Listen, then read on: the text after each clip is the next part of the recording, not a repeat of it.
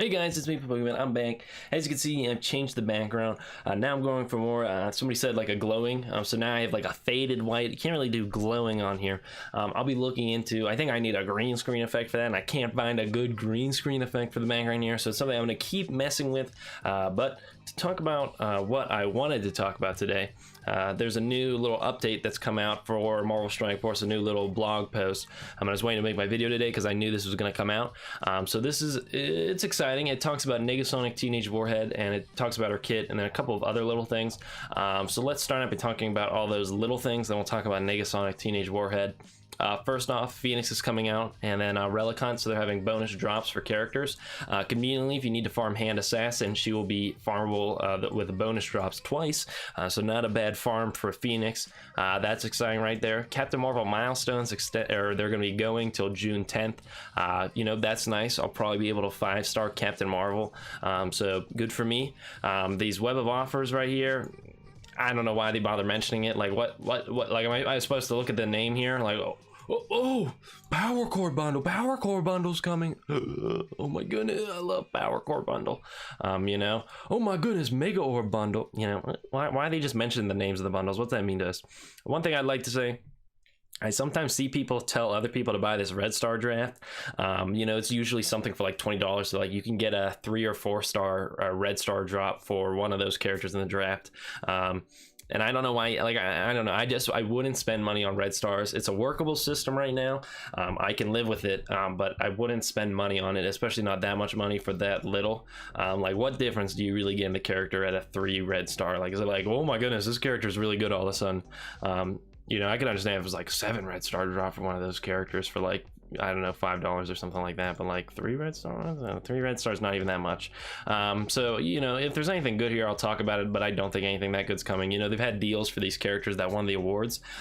For example, Ghost Rider, but that Ghost Rider deal was worse than the other deal. Like, it was just straight worse. They had a $2 Ghost Rider deal for the 2-year anniversary, and this time it was $5 for the same amount of shards, so I didn't pick it up. So it's like they're like, this is a celebration, but it's not as much of a celebration as the last time we gave you Ghost Rider shards. So it is what it is.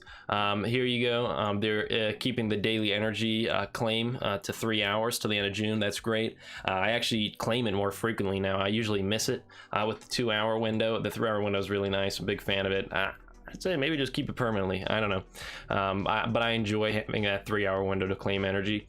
Really exciting, Mr. Sinister is in the war store, and I'm fairly confident this is kind of like a free farmable character, or at least between him and Ghost Rider, you know, one of those count as like a freebie. Like, they promise one a month, well, we just got Crystal at the beginning of last month.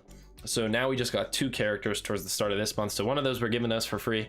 That's great. Mr. Sinister, really good character. Now the Marauders team is farmable, and that leaves even fewer characters that need to become farmable. That just leaves Cyclops, Blob, Toad, technically Ironheart too, because she's literally been sitting there for months. So really, she's kind of, actually her time to become farmable is coming up sometime here. But anyways, really exciting to see Mr. Sinister. Really good character, really cool kit. Just glad that he is farmable and that they did not put him in a premium orb, because I hate characters going in premium orb. That's literally, that just hurts my heart to see them go into the premium orb. And next up, they talk about upcoming Blitz. Punisher, nobody cares. Boo! Who cares about Punisher? But exciting, Ironheart is finally coming to Blitz. Oh my goodness, I understand they had to, you know, they probably had to stretch out some content the past couple months because of everything that's been going on. But they've really been dragging Ironheart. They've been like, maybe we'll release Ironheart. Like, oh my goodness. Like, oh my, Ironheart, I forget she exists. She's just been sitting there for so long. I don't know. If you ask me, I think they really dropped the ball on releasing Ironheart. I understand that I think they were saving her for a rainy day, but like now's not a rainy day when they're releasing her. Like, we have 3 new characters just on the horizon, and like right before they come out, they're like, quick, Ironheart, put her in Blitz. I just don't get why they waited so long to put Ironheart in Blitz. Like, oh, it hurts me how Ironheart was released. She's finally gonna be in a Blitz, which is great. But like, man, they're just dragging it out. They're like, okay, Punisher, and then you had to do the Falcon, and then there's the Juggernaut, and all these other blitzes, when we just want the Ironheart blitz. Like, man, let's just make Ironheart farmable. Holy cow, they really waited on Ironheart. And she's not even like that. She's a good character, but she's not even like Oh my goodness, like we gotta be careful. Ironheart's gonna shake the meta. Like she's gonna be good, help out the power armor team, but it's not like Ironheart's gonna come out and suddenly the power armor team's kicking down everyone's door. But probably you know what everyone came here for. Negasonic Teenage Warhead. They talked about her kit. They did not take my crazy idea of having a bomb go off every couple turns. You know, that's okay, save it for another character. But what is kind of interesting about this is we can't really tell how good she is from the kit that they reveal in this blog post, because a lot of her kits just deal damage. Like a lot of her skills just deal damage, and that's heavily number dependent. You know, deal damage could mean 300% or it could mean 600%. You know, 300% snooze fest, but if we're talking like a 600% AoE, suddenly you're like, whoa, that's kind of a crazy character right there. So she has some other neat stuff in her kit that I'll talk about. Basic attack, this is what I'm talking about right here.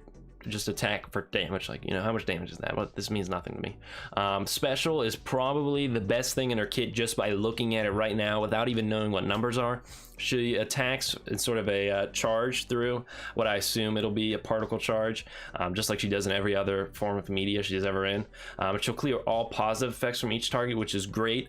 Really strong right there. That's just really good. That's a really good special right there. And then our ultimate Warhead.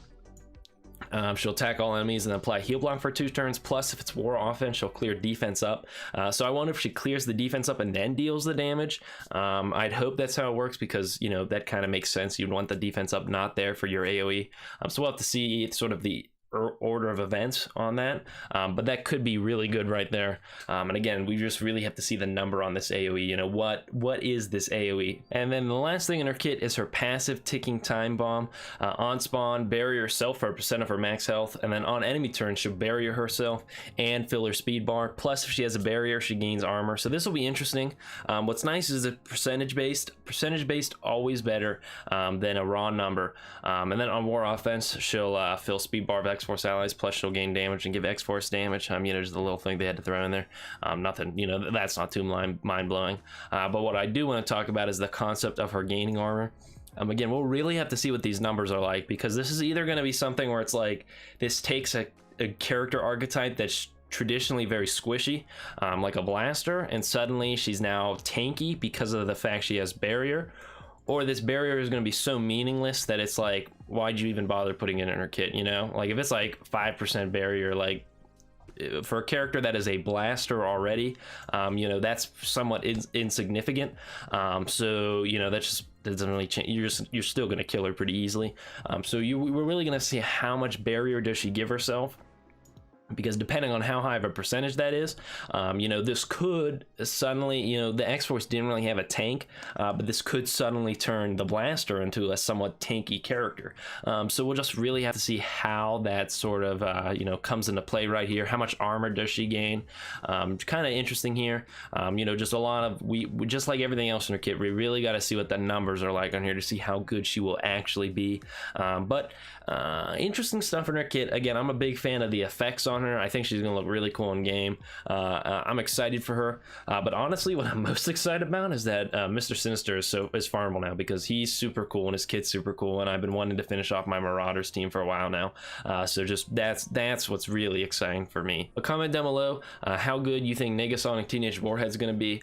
Really would just have to see how these numbers turn out. You know, really could go either way.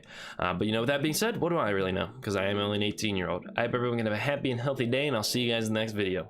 Signing off, everyone.